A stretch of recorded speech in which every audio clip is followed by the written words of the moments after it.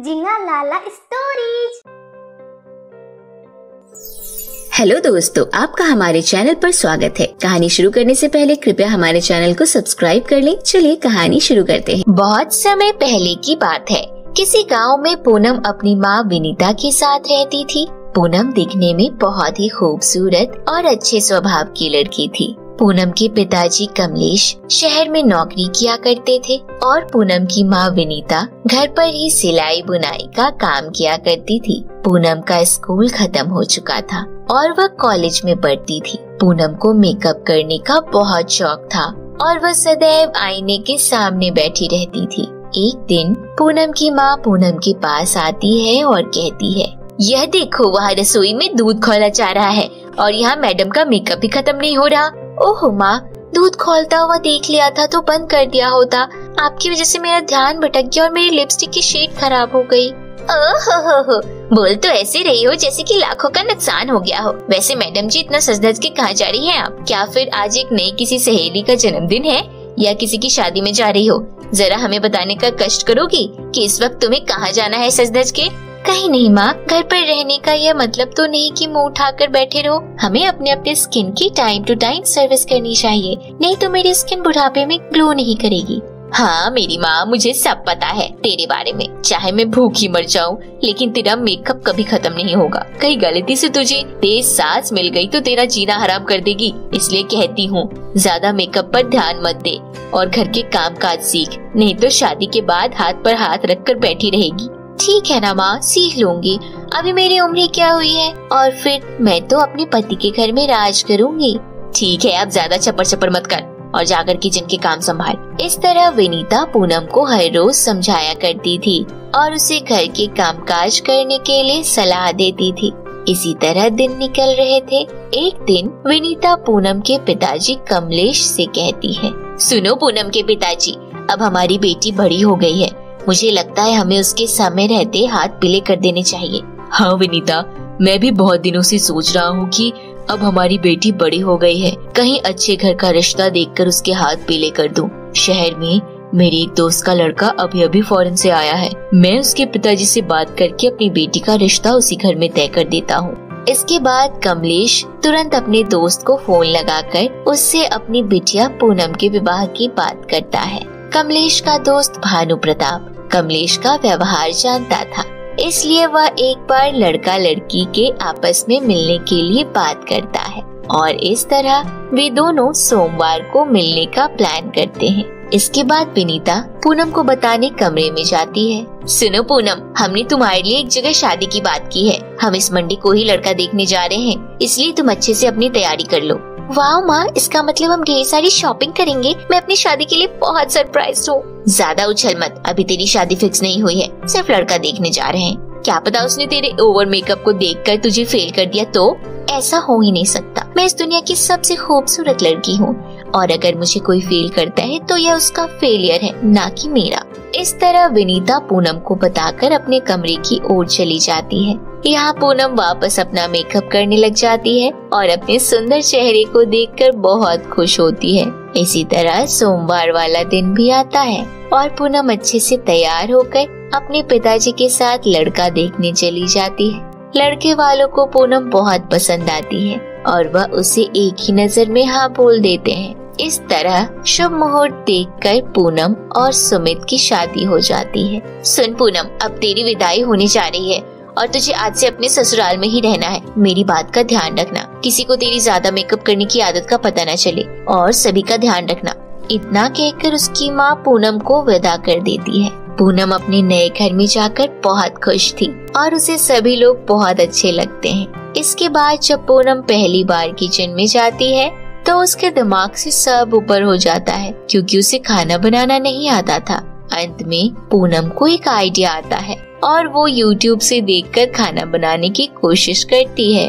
इस तरह पूरे 2 घंटे की मशक्कत के बाद पूनम जैसे तैसे खीर बना देती है। पूनम की बनाई हुई खीर सभी घर वालों को पसंद आती है और वह पूनम की जमकर तारीफ करते हैं। इसी तरह कुछ दिन पूनम नए नए घर में जैसे तैसे खाना बना रही होती है और सब कुछ अच्छा चल रहा होता है। परंतु एक दिन पूनम से मिस्टेक हो जाती है और वह खाने में बहुत ज्यादा मिर्च डाल देती है। पूनम की इस हरकत की वजह से अगली सुबह सभी का पेट खराब हो जाता है और सभी टॉयलेट की लाइन में लग जाते हैं।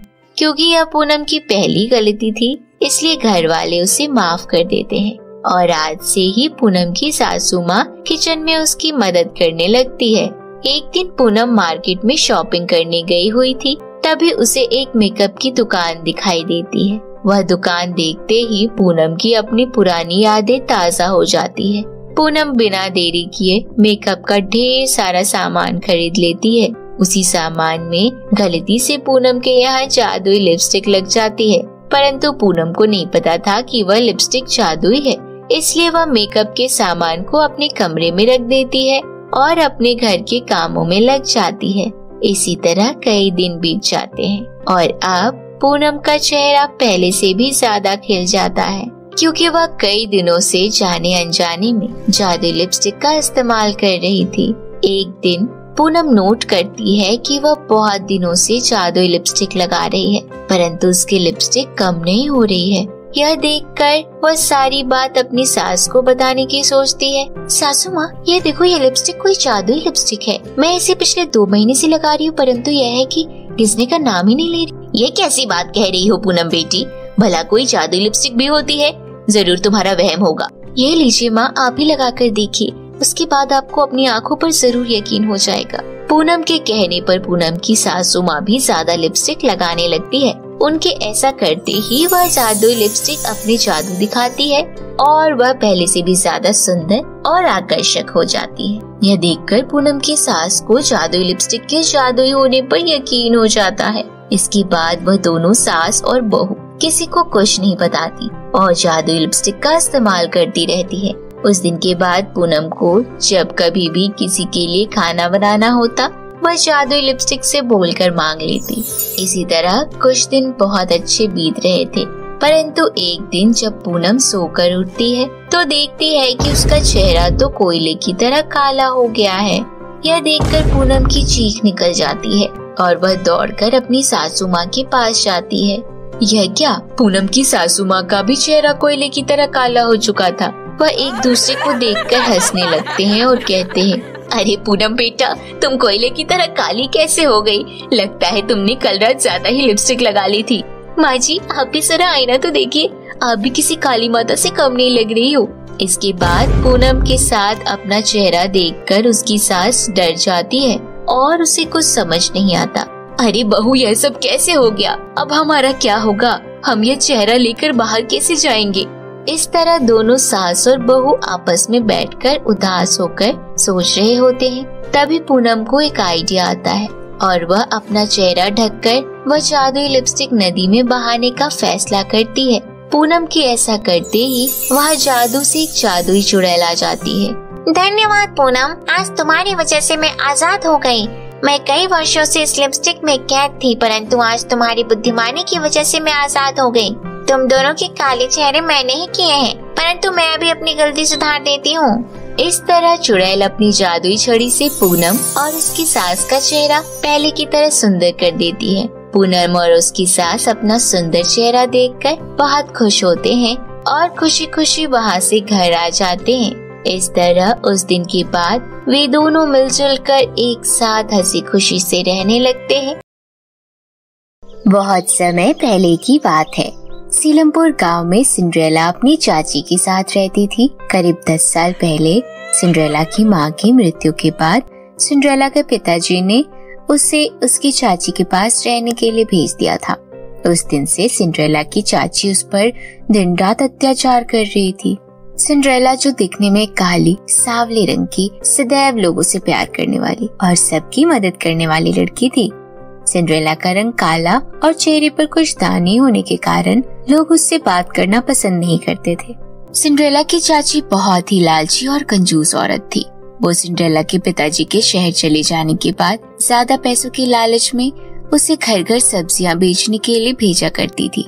सिंड्रेला पूरा दिन अपनी चाची जी के खेतों में खेती किया करती थी और पूरा दिन खेतों की देखभाल करती और सवेरे जल्दी उठकर सब्जी बेचने जाया करती थी। एक दिन सिंड्रेला सब्जी बेचकर घर आती है। ये लीजिए चाची जी, आज की दिन भर की कमाई। बस इतने से रुपए? आज क्या खेत में सब्जी नहीं हुई? नहीं चाची जी, सब्जी तो खूब हुई थी, पर मैंने सारी सब्जियां बेच दी थी। चाची जी, आज रोज के मुकाबले दोगुनी कमाई हुई है, मैं बहुत खुश हूँ। क्या इतने से रुपए को तो ज्यादा बता रही है? हे भगवान, तुझे कब अकल आएगी? लोग तेरे सीधेपन का फायदा उठाते हैं। अगर तू खेतों में थोड़ा ज्यादा पानी और केमिकल मिलाती तो ज्यादा पैसे कमाती। नहीं चाची जी, ऐसी बात नहीं है, मुझे ईमानदारी से काम करना अच्छा लगता है, लोग मुझसे खुश रहते हैं। लोग तुझसे खुश होते होंगे, परंतु मुझे उससे कोई मतलब नहीं है। मुझे बहुत जल्दी बहुत अमीर होना है, इसलिए तू कल से खेतों में ज्यादा पानी और केमिकल मिलाना शुरू कर दे, नहीं तो मैं तुझे घर से बाहर कर दूंगी, समझी? इस तरह अपनी चाची जी के मुंह से यह सब सुनकर सिंड्रेला बहुत उदास होती है। वह अपने खेतों के पास टहलने चली जाती है। सिंड्रेला अपने खेतों के पास बैठी होती है और अपने आप से ही बातें करती है। हे भगवान, माँ को मैं कैसे समझाऊं? ज्यादा लालच बुरी बला है। मैं अपनी ईमानदारी से जितने पैसे कमाती हूँ मेरे लिए वही काफी है, परंतु माँ को तो अधिक रुपए चाहिए, जिसके लिए मुझे खेतों में अधिक पानी और रासायनिक उर्वरक डालना होगा। इससे तो मेरे खेत की मिट्टी खराब हो जाएगी और सब्जियों में विटामिन नहीं रहेंगे। सिंड्रेला के मुंह से यह सब बातें सुनकर वहाँ एक परी प्रकट होती है। सिंड्रेला उस परी को देखकर हैरान रह जाती है और उसे देखती ही रहती है। बहुत अच्छी सिंड्रेला, मैंने तुम्हारी सभी बातें सुन ली है। तुम सच में बहुत ईमानदार और नेक हो। आज के जमाने में तुम जैसा ईमानदार शायद ही कोई हो। तुमने लोगों की निस्वार्थ सेवा की है। तुमसे प्रसन्न होकर मैं तुम्हें यह जादुई मेकअप किट देना चाहती हूँ। इस मेकअप किट से तुम अपनी कोई भी एक इच्छा पूरी कर सकती हो। यह तुम्हें जो मांगोगी वो देगा। इसके साथ साथ इस मेकअप किट को यूज करने से तुम दुनिया की सबसे सुंदर राजकुमारी में बदल जाओगी और सभी लोग तुम्हें पसंद करेंगे। इतना कहकर वह परी वहाँ से गायब हो जाती है। वाह, यह मेकअप किट तो काफी महंगी और सुंदर लग रही है, मैं इसे जल्दी से घर ले जाती हूँ। इसके बाद सिंड्रेला वह मेकअप को लेकर अपने घर पहुँच जाती है। सिंड्रेला घर जाकर अपनी चाची जी को सभी बातें बताती है। यह सब सुनकर निर्मला बहुत खुश होती है और लालच में आकर उस जादुई मेकअप किट से ढेर सारी चीजें मांगती है। हे जादुई मेकअप किट, कृपया हमें जल्दी से बहुत सारा सोना चांदी और खाने की अच्छी अच्छी चीजें और रुपए पैसे दे दो। निर्मला के इतना कहते ही वह मेकअप किट वहाँ सभी चीजें प्रकट कर देता है। अरे वाह, यह हुई ना बात। आज तो तूने कमाल ही कर दिया सिंड्रेला, तूने तो एक ही झटके में मुझे बहुत अमीर बना दिया। अब मैं पूरे गांव में ठाट बाट से घूम सकती हूँ। इसके बाद निर्मला पूरे गांव में अच्छे अच्छे कपड़े पहनकर अपनी तारीफ किया करती। वहीं दूसरी तरफ सिंड्रेला भी उस जादुई मेकअप किट के इस्तेमाल से दुनिया की सबसे खूबसूरत लड़की बन जाती है। अब सिंड्रेला इतनी सुंदर लग रही थी कि उसे गाँव वाले देखते ही रह जाते हैं। अब धीरे धीरे सभी गाँव वालों को निर्मला के अमीर होने का राज पता चल गया था। निर्मला रोजाना अच्छी अच्छी दुकान पर जाकर सोने चांदी के जेवर बनवाती और नए नए फैशन में रहती। चाची जी, आपका इस तरह सभी को नीचा दिखाना अच्छी बात नहीं है। ऊपर वाला सब देख रहा है। उसने हमें खुश होकर यह ढेर सारा सोना चांदी और सुख समृद्धि दिया है। हमें इसे लोगों की भलाई में इस्तेमाल करना चाहिए। चुप कर बेअकल, अगर मैं यह सारा सोना चांदी लोगों की भलाई में इस्तेमाल करूंगी तो मेरा क्या होगा? यह सारा सोना तो कुछ दिनों में खत्म हो जाएगा। नहीं, मैं ऐसा नहीं कर सकती। इसी तरह दिन निकल रहे थे। एक दिन निर्मला गांव की दो औरतों के बीच अपने नाम बड़ी कर रही थी, जिससे चिढ़कर औरतें कहती है, यह तो पहले ही लालची और स्वार्थी थी और अब जादुई मेकअप किट हाथ लगने से यह घमंडी भी हो गई है। देखो किस तरह इतरा रही है। पास खड़ी एक चालाक औरत यह सब सुन रही होती है। वह औरत बहुत दिनों से सुन रही थी कि सिंड्रेला को जादुई मेकअप किट मिला है और आज निर्मला के मुंह से सुनकर कंफर्म भी हो गया। मैं आज रात ही इसके घर से वह जादुई मेकअप किट चुरा लूंगी। रात होते ही वह चालाक औरत सिंड्रेला के घर जाकर वह मेकअप किट चुरा लेती है। अगली सुबह उठते ही निर्मला देखती है कि वहाँ से तो जादुई मेकअप किट गायब हो चुका है। अरे यह क्या, ये जादुई मेकअप किट कहाँ गई? यही तो रखी थी, कहाँ गायब हो गई? क्या हुआ चाची जी, आप यूँ जोर जोर से क्यों चिल्ला रहे हैं? अरे सिंड्रेला की बच्ची, यहाँ मैंने जादुई मेकअप किट रखी थी, तूने वो मेकअप किट कहाँ रख दी? नहीं चाची जी, मैंने कोई मेकअप किट नहीं लिया, मैं तो अपने कमरे में सो रही थी। इसका मतलब परी ने वो मेकअप किट हमसे वापस ले लिया। तो अभी जाकर मेकअप किट मांग कर ला। नहीं चाची जी, परी वो मेकअप किट क्यों लेगी? अगर उन्हें लेना ही होता तो वो हमें इतना सब कुछ देती ही क्यों? ठीक है, तू अपना ज्यादा दिमाग मत चला, जितना कहती उतना कर, वरना तेरी खैर नहीं। इसके बाद सिंड्रेला अपनी चाची जी के कहने पर उस परी से वह जादुई किट मांगने चली जाती है। हे जादुई परी, कृपया सामने आओ। सिंड्रेला के इतना कहते ही वह परी इसके सामने प्रकट हो जाती है। परी जी, आपने जो मुझे जादुई मेकअप किट दी थी वह गायब हो गई है। आप कृपया फिर से वह जादुई मेकअप किट मुझे मंगवा देंगे? सिंड्रेला की यह बातें सुनकर परी उससे कहती है, सिंड्रेला बेटा, तुम्हारी वह जादुई मेकअप किट एक चोर औरत ने ले ली है, इसलिए मैं तुम्हें वह वापस नहीं दे सकती। परंतु मैंने उस जादुई मेकअप किट का जादू खत्म कर दिया है। मैं देख रही हूँ कि जिस दिन से तुम मुझसे वह जादुई मेकअप किट लेकर गई हो, तुम्हारी चाची उसका मिसयूज कर रही है। इसलिए इस बार मैं तुम्हें जो मेकअप किट दे रही हूँ, उस मेकअप किट को तुम अपने घर को लेकर वापस मत जाना। सबसे पहले तुम उस मेकअप किट से अपने लिए एक सुंदर सा घर मांगना और अपने आगे का जीवन उसी घर में बिताना। सिंड्रेला परी की बातें सुनकर हाँ में सर हिला देती है। एक बार और परी ने जादू से सिंड्रेला को सुंदर सा मेकअप किट दिया। सिंड्रेला परी का धन्यवाद देकर वह जादुई मेकअप किट एक खाली स्थान पर ले जाती है। इसके बाद सिंड्रेला जैसे ही मेकअप किट से एक नया घर मांगती है, उसके सामने एक आलीशान कोठी खड़ी हो जाती है। यह देखकर सिंड्रेला खुशी से झूम उठती है और खुशी खुशी उस जादुई कोठी में अंदर चली जाती है। इस तरह उस दिन के बाद सिंड्रेला कभी वापस लौटकर अपनी चाची जी के पास नहीं जाती और खुशी खुशी उस जादुई घर में रहने लगती है। बहुत समय पहले की बात है। रामपुर गांव में सिंड्रेला अपने पिता कमल और माँ सुमन के साथ हंसी खुशी से रह रही थी।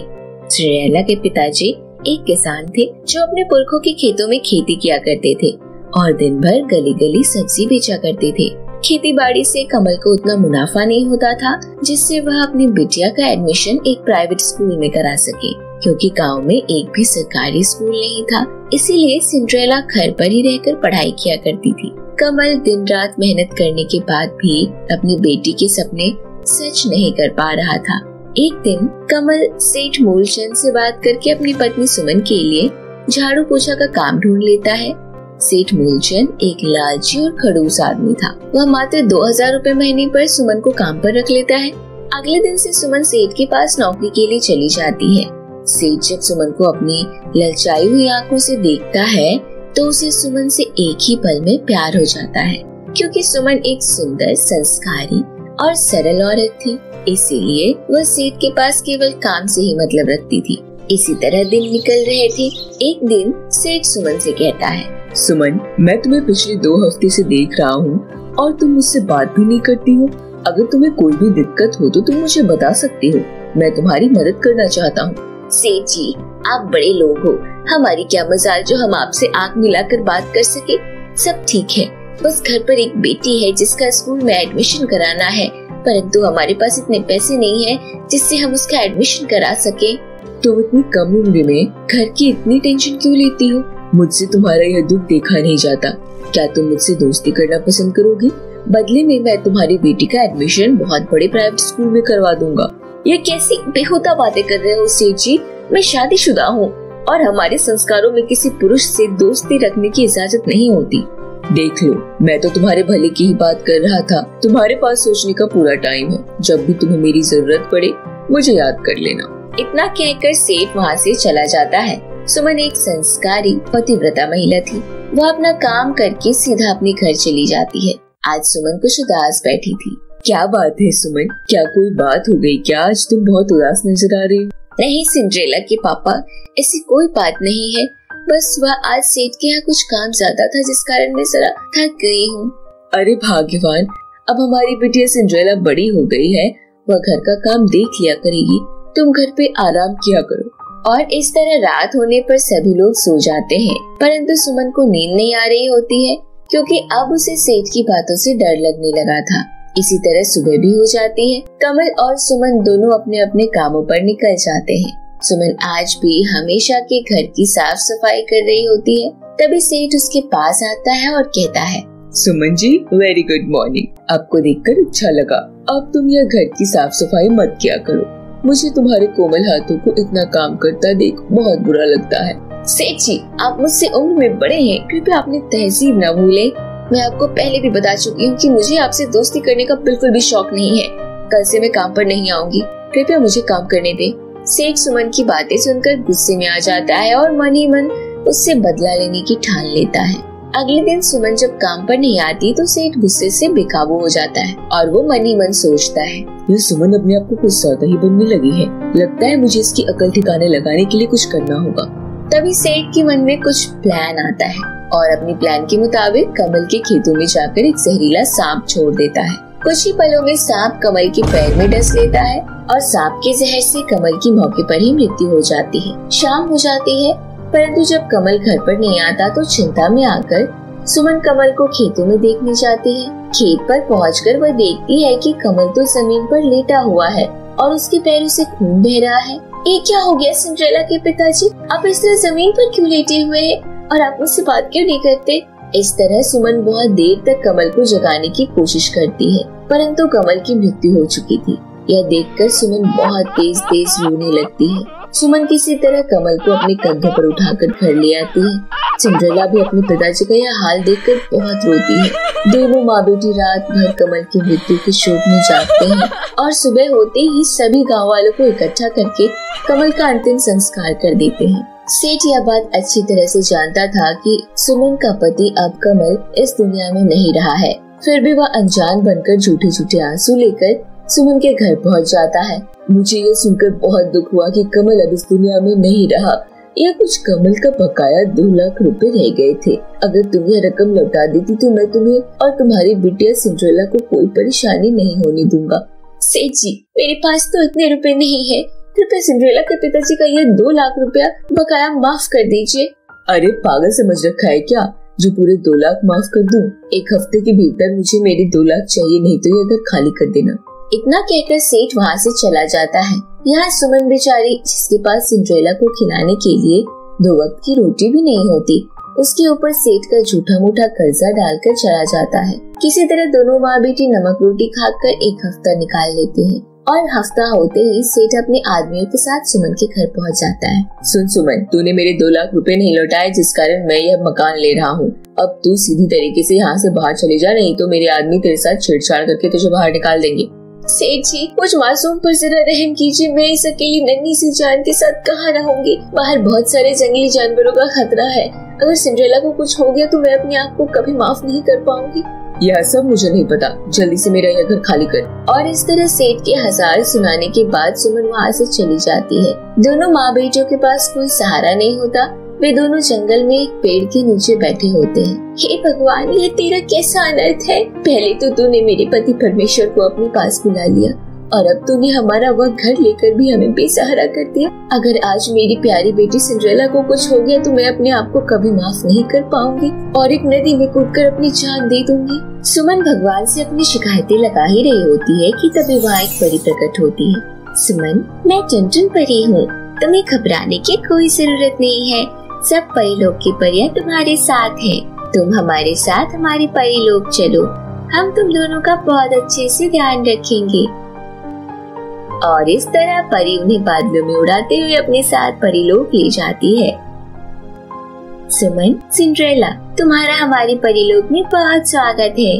सुमन और सिंड्रेला इतना सुंदर परीलोक देखकर बहुत खुश हो जाते हैं। यह देखो, ये जो सैंडल घर अब तुम्हें दिख रहा है, आज से तुम इसी घर में रहोगी। यहाँ हम सभी परियों का जादुई सैंडल घर है। इस घर में तुम्हें खाने पीने की सभी चीजें, रहने के लिए कमरे और मनमर्जी की सभी चीजें मिलेंगी। और हाँ सिंड्रेला बेटा, तुम्हारे लिए इस जादुई सैंडल घर में बहुत अच्छे अच्छे टॉयज और लहंगे भी हैं, जिन्हें पहनकर तुम बहुत ज्यादा खूबसूरत लगोगी। अच्छा, तो मैं चलती हूँ, मुझे राजमहल जाने में देरी हो रही है। अगर तुम्हें कोई भी तकलीफ हो तो तुम मुझे बुला लेना, मैं तुरंत हाजिर हो जाऊंगी।